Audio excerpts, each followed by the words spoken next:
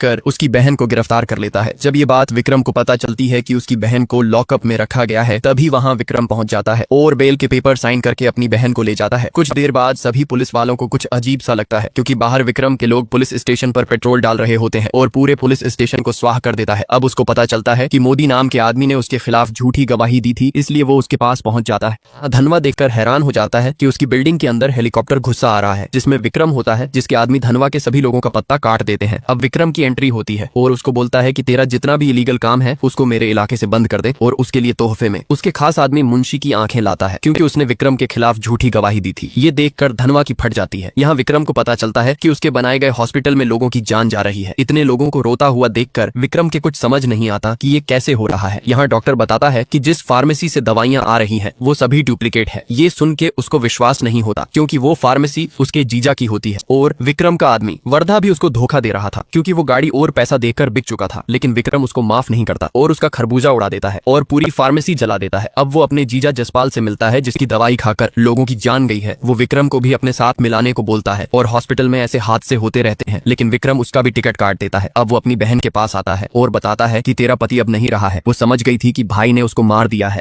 जिससे वो बहुत रोती है। विक्रम उसको मारना नहीं चाहता था, लेकिन वो पैसों के लालच में इतना डूब गया था कि उसकी डुप्लीकेट दवाई की वजह से बहुत से लोग मारे गए थे। अब उसकी बहन एक बच्चे को जन्म देती है, लेकिन